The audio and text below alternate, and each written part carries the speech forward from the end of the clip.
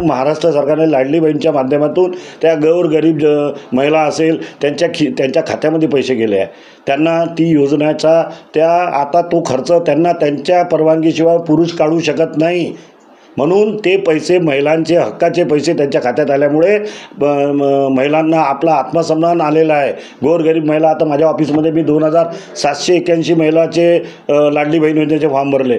तर तो लाडली बहीण हाही एक महत्त्वाचा मुद्दा आहे. त्यामुळे महिलाचं सक्षमीकरण करत असताना महाराष्ट्र गव्हर्नमेंट तो एक निर्णय घेतला. दुसरा निर्णय त्यांनी जे युवा 12वी पास झालेल्या मुली त्यांना उच्च शिक्षण, सगळ्याचं स्वप्न आहे का त्यांना उच्च शिक्षण घ्यायचं आहे, परंतु गोरगरीब च्या मुली असतात त्यांना बिचाऱ्यांना पैशाअभावी ते शिक्षण पूर्ण करू शकत नाही. म्हणून जर मला पार्टीने तिकीट दिली तर मी त्या संधीचं सोनं करेल. पहिली गोष्ट निवडणूक लढून यावं लागेल, नंतर ते जिंकावी लागेल आणि जिंकल्यानंतर मला मग पश्चिम नागपुरात काय करायचं त्याची माझी ब्ल्यूप्रिंट तयार झालेली आहे. मला जनतेने संधी दिली तर मी ह्या पश्चिम नागपूरला स्वर्ग म्हणजे त्याला विकास कसा करावा हे एक उदाहरण या ठिकाणी मी करून देईल, एवढी मी तुम्हाला ग्वाही देतो. मी भारतीय जनता पार्टीचा पश्चिम शहराचा उपाध्यक्ष नरेश बर्डे. मी सातत्याने मागील 7 वर्षापासून या पश्चिम नागपुरामध्ये निरनिराळे सामाजिक कामे करत असतो आणि आज सध्याच्या घडीला एक निवडणूक समोर ठेवून काही विरोधी पक्षाचे नेते म्हणा विकास कामाच्या नावाखाली लोकांना दिशाभूल करत आहे. जर जे कामं मंजूर नाही झाले तर त्याची बोर्ड लावत आहे. हा एक निवडणूक समोर ठेवून कामं करत आहे. परंतु मी खरं तुम्हाला सांगू इच्छितो, मागील 5 वर्षामध्ये इथे विकासच्या नावाखाली कोणत्याही प्रकारचं असं नाविन्यपूर्ण काम झालेलं नाही.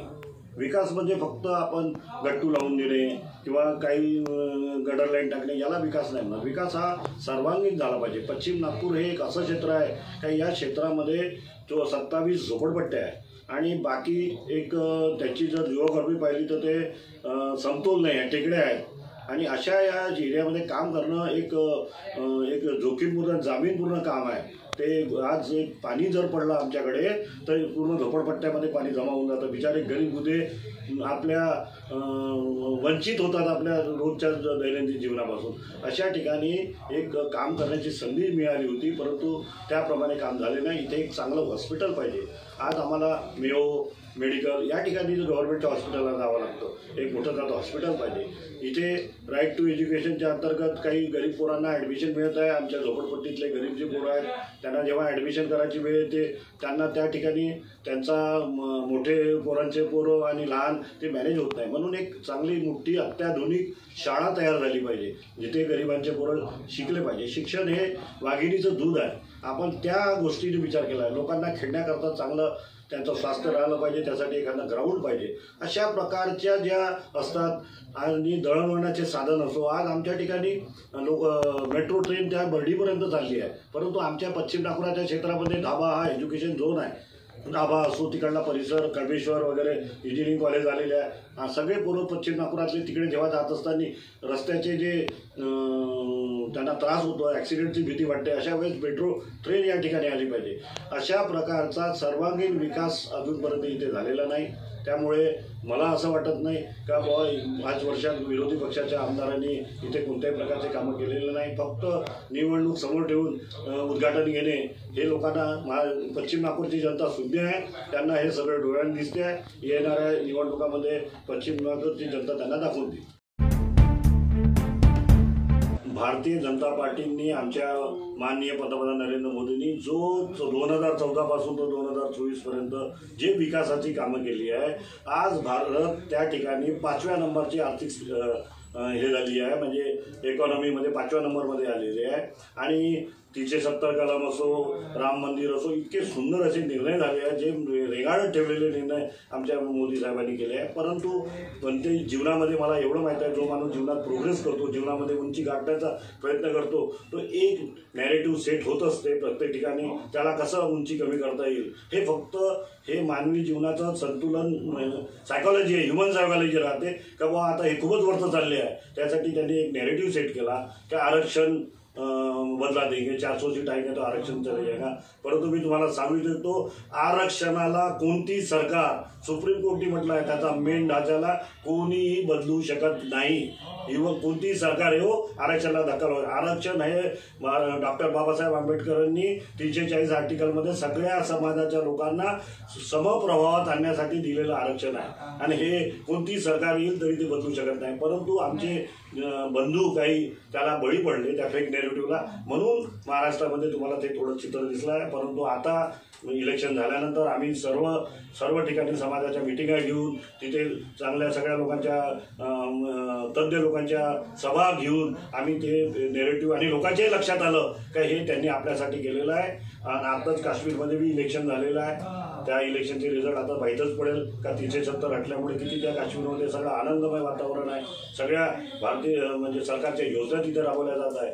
त्याच्यामुळे आता येणाऱ्या महाराष्ट्राच्या इलेक्शनमध्ये हे फेक नेरेटिव्ह चालणार नाही। त्याच्यामुळे इथे जर महाराष्ट्राच्या इलेक्शनमध्ये भारतीय जनता पार्टीची महायुतीची सरकारच इथे स्थापित। तुम्हाला माहीत नाही, महिला हा आपला पुरुष प्रधान देश आहे। पुरुष प्रधान देशामध्ये महिलांवर आपण थोडंसं आपले माणसं लोक थोडे हावी पडतात आणि त्या याच्यामध्ये महिलांकडे जो पैसा असतो, महिलांना पैसे पुरुष देत असतात। परंतु महाराष्ट्र सरकारने लाडली बहीणच्या माध्यमातून त्या गरीब महिला असेल त्यांच्या खात्यामध्ये पैसे गेले आहे। त्यांना ती योजनेचा आता तो खर्च त्यांना त्यांच्या परवानगीशिवाय पुरुष काढू शकत नाही, म्हणून ते पैसे महिलांचे हक्काचे पैसे त्यांच्या खात्यात आल्यामुळे महिलांना आपला आत्मसन्मान आलेला आहे। गोरगरीब महिला, आता माझ्या ऑफिसमध्ये बी 2781 महिलाचे लाडली बहीण योजनेचे फॉर्म भरले, तर तो लाडली बहिणी हाही एक महत्त्वाचा मुद्दा आहे। त्यामुळे महिलाचं सक्षमीकरण करत असताना महाराष्ट्र गव्हर्नमेंट तो एक निर्णय घेतला। दुसरा निर्णय त्यांनी जे युवा 12वी पास झालेल्या मुली त्यांना उच्च शिक्षण, सगळ्याचं स्वप्न आहे का त्यांना उच्च शिक्षण घ्यायचं आहे, परंतु गोरगरीब ज्या मुली असतात त्यांना बिचाऱ्यांना पैशाअभावी ते शिक्षण पूर्ण करू शकत नाही। म्हणून महाराष्ट्र गव्हर्नमेंटने सरसकट सर्वांना 12वी नंतर प्रायव्हेट कॉलेज असो आणि गव्हर्नमेंट कॉलेज असो त्यांचं एज्युकेशन फ्री केलेलं आहे, सरकार पैसे देणार आहे। तिसरं, आज हे युवा वर्ग बिचारे नोकरीसाठी तडफडत आहे आणि पण नोकरी जर करायला गेला तर प्रत्येक कार्यालयामध्ये म्हणतात का तुला एक्सपिरियन्स आहे का।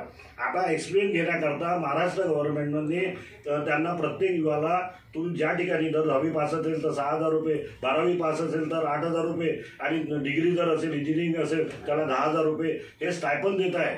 म्हणजे मुलांचा उत्साह वाढण्याकरता महाराष्ट्र गव्हर्नमेंट ही सुद्धा योजना आहे। नंतर हे जे म्हातारे आहे 60 व 65 वर्षाचे त्यांच्यासाठी मुख्यमंत्री वयश्री योजना, 65 वर्षाचा झाला त्याला 3,000 रुपये त्यांच्या खात्यामध्ये। आम्ही माझ्या ऑफिसमध्ये मी कमीत कमी 170 म्हाताऱ्या लोकांचे फॉर्म भरून त्यांचे 3,000 खात्यामध्ये टाकून दिलेले आहे। अशा कितीतरी लेक लाडकी योजना, अशा महिलांच्या सक्षमीकरणासाठी महाराष्ट्र गव्हर्नमेंटने योजना ज्या आता राबवत आहे, राबल्या खात्यात पैसेही गेलेले आहे, ते सगळे जर मुद्दे नजर केले तर येणाऱ्या इलेक्शनमध्ये, येणाऱ्या निवडणुकीमध्ये या सगळ्या गोष्टीचा फायदा होणार। त्यामुळेच इथे महायुतीची सरकार बनणे निश्चित आहे। भारतीय जनता पार्टी ही आमची एक योग्य प्रक्रिया पूर्ण करून तिकिटा देत असते।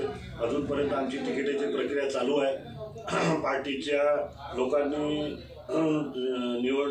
ज्या माणसाला तिकीट द्यायची त्यांना इंटरव्ह्यू घेतात, त्यांना त्यांच्या प्रकारची त्यांची माहिती काढतात, त्यांचा सर्वे करतात, त्यानंतर तिकीट मिळते।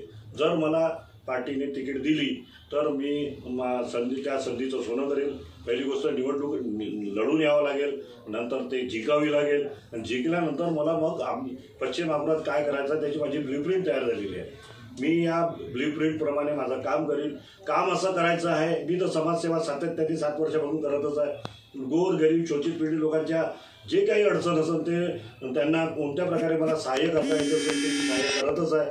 परंतु जर आमदार झाल्यानंतर किंवा मला निवडून लोकांनी जर दिल्यानंतर त्यांचे ऋण फेडण्यासाठी पश्चिम नागपूरमध्ये जे पाण्यामुळे जे झोपडपट्टीमध्ये पाणी घुसतं त्याच्यासाठी कशा प्रकारचं डेव्हलप आहे। बेसिकली मी सिव्हिल इंजिनियर असल्यामुळे मला या सगळ्या गोष्टीचा अनुभव आहे। 35 वर्ष मी सरकारी नोकरी केली त्या इंजिनियर राहत असताना, म्हणून मला डेव्हलपमेंट हा असा एक मुद्दा आहे का त्याला सगळ्या प्रकारे त्याचा हे झाला पाहिजे. वॉटर लॉगिंग एरिया आहे, इथे वॉटर लॉगिंग झाली, पहाडाचं पाणी एका कॉलनीतल्या एरियामध्ये जमा होतं आणि तिथे मच्छर होता, चिकनगुनिया आणि अशा बिमाऱ्या आता पाहतच आहे तुम्हाला किती होत आहे. तर तो काय झाला पाहिजे, पाण्याचा निचरा कसा झाला पाहिजे, त्याला कोणते पाईप टाकले पाहिजे, कोणत्या पद्धतीनं करायला पाहिजे याचं ब्ल्यूप्रिंट माझ्याकडे तयार आहे. आणि मी तुम्हाला सांगू इच्छितो, जर मला जनतेने संधी दिली तर मी ह्या पश्चिम नागपूरला स्वर्ग म्हणजे त्याला विकास कसा करावा हे एक उदाहरण या ठिकाणी मी करून देईल, एवढी मी तुम्हाला ग्वाही देतो.